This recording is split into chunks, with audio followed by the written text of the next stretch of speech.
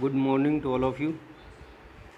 आज हम इस वीडियो लेक्चर में ME 202 subject CE 202 subject fluid mechanics, उसमें फर्स्ट चैप्टर का एक टॉपिक जो है वेपर प्रेशर, उसके बारे में डिस्कस करते हैं।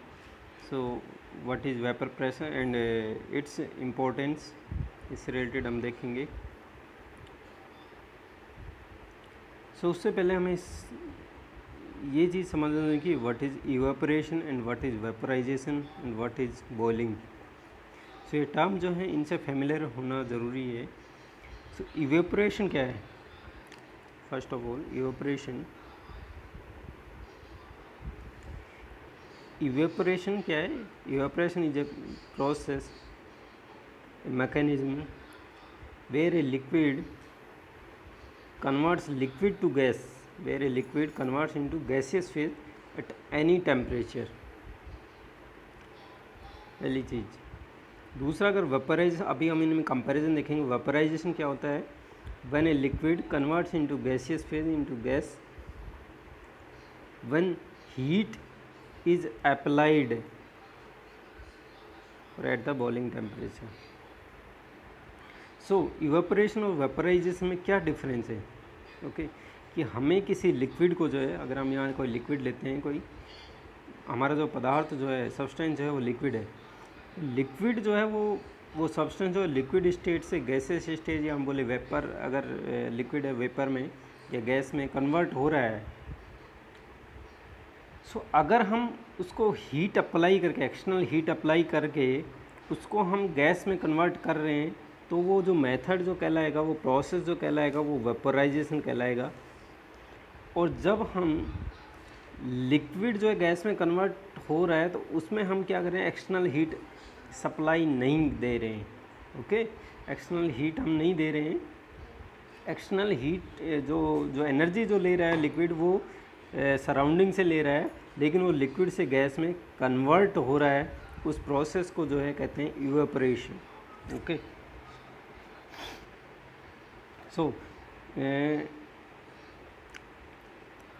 प्रैक्टिकल एग्जांपल से समझते हैं कि लेट अस सपोज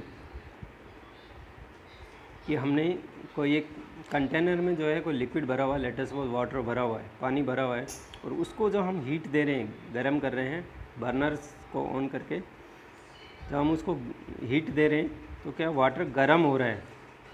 गर्म हो रहा है और उसको वो वेपर में भी कन्वर्ट होता जा रहा है, जो उसको बॉइलिंग पॉइंट पहुंच गया। वो जो है वो प्रोसेस जो कहला रहा है वो वेपराइजेशन कहला रहा है, क्योंकि हम उसको एक्सटर्नल हीट सप्लाई दे रहे हैं। ओके, वहाँ वेपराइजेशन हो रहा है। इवेपोरेशन क्या होगा कि एग्जांपल के लिए जो अगर हम बात करें प्रैक्टिकल एग्जांपल की, नदियों में, लेक्स, झीलों में और समुद्रों में, इन सब में जो पानी भरा हुआ है और वहाँ से जो क्लाउड फॉर्मेशन हो रहा है, जो बादल जो बनते हैं, वो जो प्रोसेस हो रहा है वहाँ कि वाटर जो है सनलाइट से एनर्जी जो लेके, थर्मल एनर्जी लेके, और वाटर जो है जो कन्वर्ट हो रहा है वेपर में। ओके, क्योंकि वहाँ पे आप देखिए कि टेम्परेचर जो है क्या है, वो नॉर्मल एटमॉस्फेरिक टेम्परेचर है। वहाँ वो उसका जो है नॉर्मल एटमॉस्फेरिक प्रेशर पे जो बॉइलिंग पॉइंट जो है वाटर का, जो 100 डिग्री सेंटीग्रेड होता है, उतना टेम्परेचर नहीं है, यानी कि बॉइलिंग पॉइंट नहीं है। बॉइलिंग पॉइंट से नीचे ही जो है कोई नॉर्मल टेम्परेचर, चाहे वो 30 डिग्री हो, 40 डिग्री हो, 50 डिग्री हो, उस टेम्परेचर पे भी वाटर जो है लिक्विड स्टेट से गैसेस स्टेट यानी कि वेपर में कन्वर्ट हो रहा है। वो जो प्रोसेस जो है वो इवेपोरेशन कहलाएगा। क्लियर? तो इन दोनों को समझना ज़रूरी है। फिर आता है बॉइलिंग। आता है कि बॉइलिंग हम क्या कह रहे हैं कि बॉइलिंग में जो हम एक्सटर्नल हीट सप्लाई कर रहे हैं, तो वहाँ उसका वेपराइजेशन हो रहा है। और ये बॉइलिंग कब होता है? व्हेन वेपर प्रेशर, अब हमें वेपर प्रेशर को समझेंगे कि vapour pressure above the liquid, उस लिक्विड का वेपर प्रेशर, जिस भी लिक्विड को हम बॉयल करना चाह रहे हैं, वो एटमॉस्फेरिक प्रेशर के बराबर हो जाए या उससे ज़्यादा हो जाए। उस कंडीशन में उस लिक्विड की बॉइलिंग जो है स्टार्ट हो जाती है। ओके, यहाँ पे ये दिखाया गया इन फिगर में कि ये इवेपोरेशन दिखाया कि कोई हम एक्सटर्नल हीट सप्लाई नहीं कर रहे हैं, बबल्स फॉर्म नहीं हो रहे हैं। इस केस में नॉर्मल जो है मॉलिक्यूल्स जो हैं उनके जो है एटमॉस्फेयर में एस्केप कर रहे हैं, यानी कि वेपर बन के और वो एटमॉस्फेयर में जा रहे हैं। बट बॉइलिंग के केस में हम क्या कर रहे हैं, एक्सटर्नल हीट सप्लाई दे रहे हैं और बबल फॉर्मेशन ये सब हो रहे हैं, और जो है मॉलिक्यूल्स जो हैं वेपर फॉर्म में एटमॉस्फेयर में जा रहे हैं। ओके, सो यहाँ पे बबल फॉर्मेशन हो रहा है बॉइलिंग की कंडीशन में। नेक्स्ट जो है हम देखते हैं, अब बात आती है कि जो हमने इवेपोरेशन को समझ लिया, वेपराइजेशन, बॉइलिंग समझ लिया, तो अब हम बात करते हैं वेपर प्रेशर की। सो वेपर प्रेशर क्या है? Vapour pressure is, what is vapour pressure? Pressure exerted by vapour in equilibrium with its liquid state. Okay, vapour जो बन रही है किसी लिक्विड के मॉलिक्यूल जो वेपर में कन्वर्ट हुए, तो वेपर जो है उस लिक्विड सरफेस के ऊपर जो प्रेशर जो एग्जर्ट कर रहा है, प्रेशर अप्लाई कर रहा है, उसको हम वेपर प्रेशर कह रहे हैं। आगे वो समझते अच्छे से, liquid molecules at the surface escape into the gaseous phase. इसको समझना होगा कि वो जो लिक्विड के मॉलिक्यूल्स जो हैं वो क्या कर रहे हैं, सरफेस को एस्केप, एस्केप का मतलब उसको छोड़ देना, वो सरफेस को छोड़ रहे हैं, वेपर में कन्वर्ट हो रहे हैं। This gas particle create pressure above the liquid in a closed container.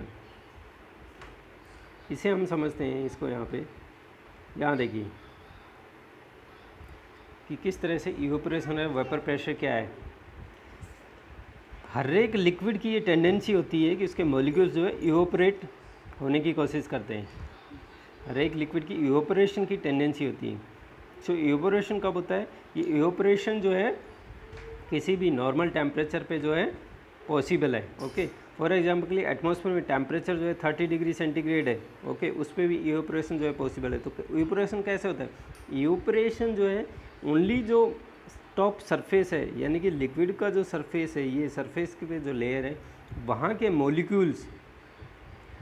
Molecules अगर सरफेस को छोड़ के, लिक्विड को छोड़ के अगर एटमॉस्फेयर में एंटर कर जाते हैं, यानी कि उस लिक्विड को एस्केप कर जाते हैं, तो उस प्रोसेस को वेपर में कन्वर्ट हो, डेफिनेटली वो वेपर फॉर्म में कन्वर्ट हो रहे हैं। तो उस प्रोसेस को हमने बताया था कि इवेपोरेशन कह रहे हैं।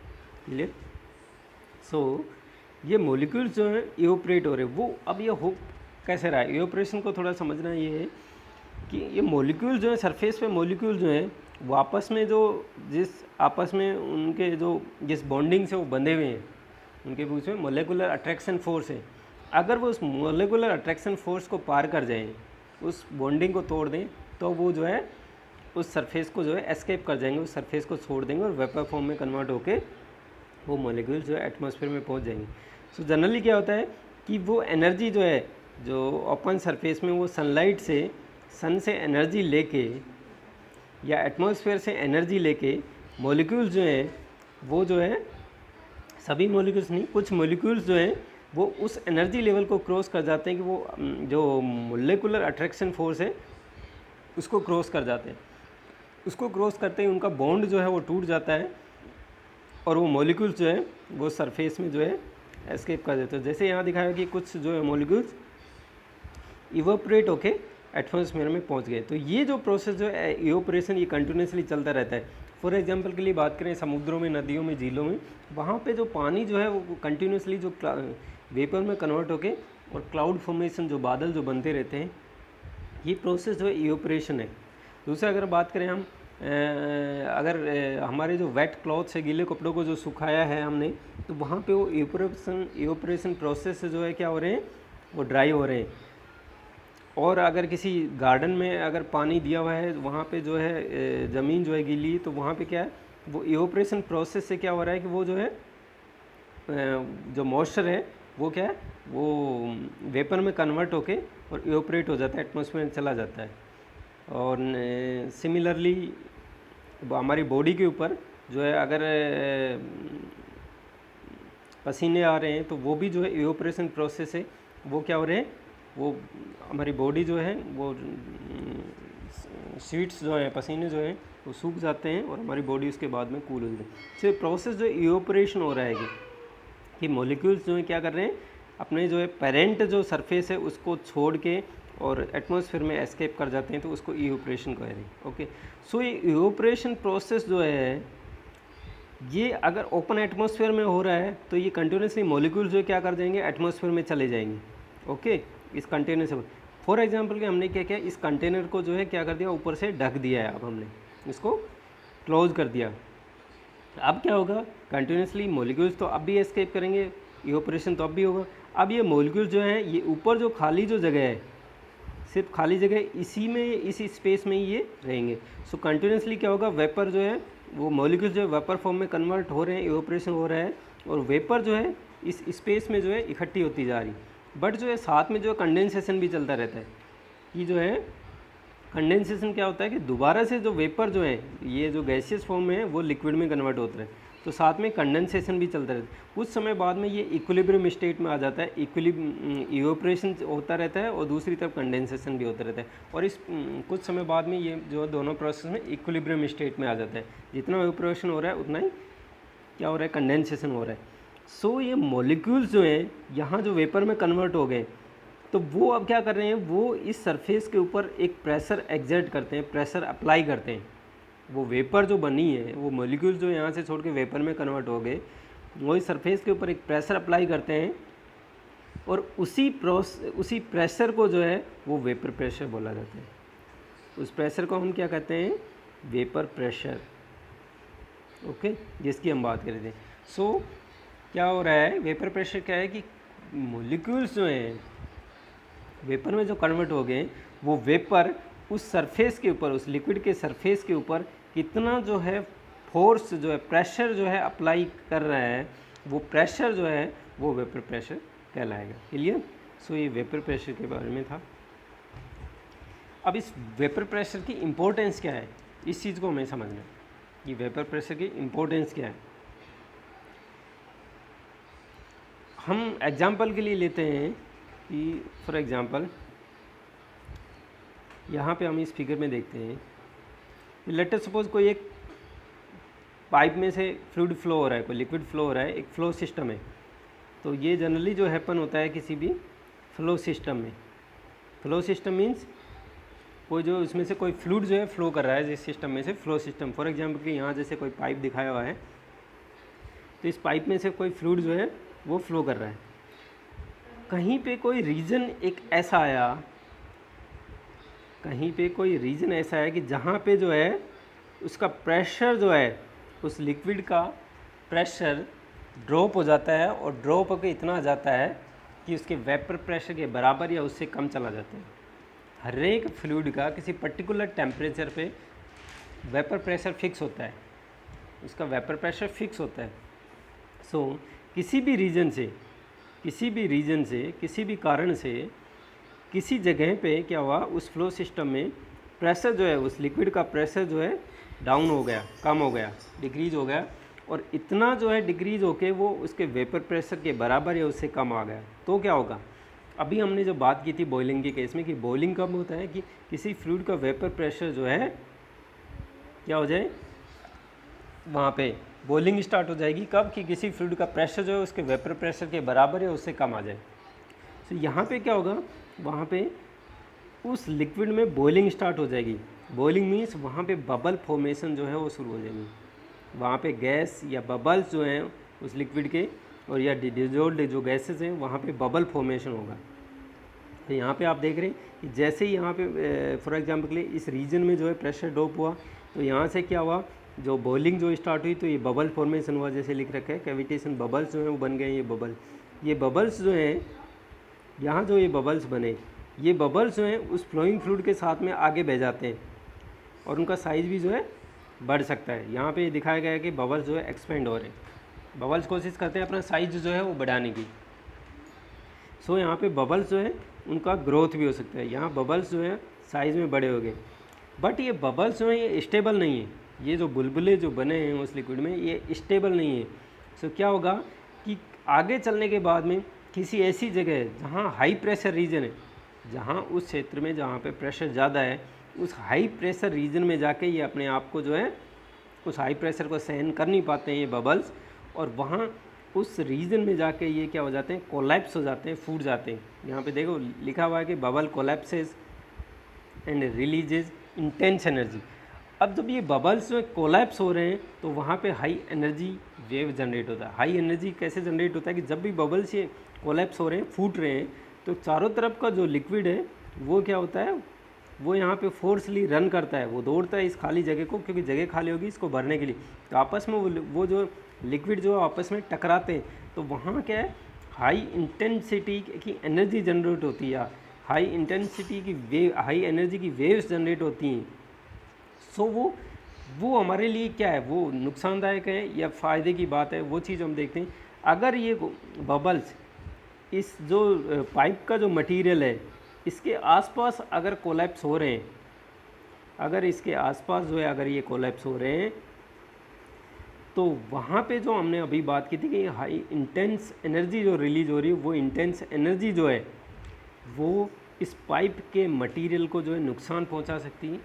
अगर यहाँ पे मटेरियल थोड़ा सा भी वीक है तो वो यहाँ से इस मटेरियल को जो है रिमूव कर देगी अपने साथ, ओके, यहाँ पे रिमूव कर देगी। और वहाँ जो मटेरियल जब रिमूव होगा तो क्या होगा, एक कैविटी के फॉर्म में जो है, एक कैविटी के फॉर्म में, लेट अस सपोज कोई इस तरह का मटेरियल है, तो वहाँ जो है एक कैविटी की फॉर्म में जो है मटेरियल जो है वो वहाँ से हट जाएगा।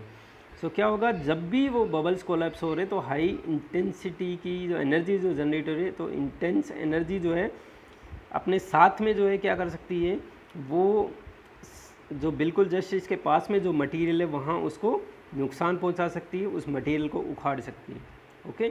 सो वहाँ पे कैविटी फॉर्म हो सकता है, और जो ये कैविटी फॉर्म हो रही इस प्रोसेस को ही हम कह रहे हैं कैविटेशन, कैविटेशन।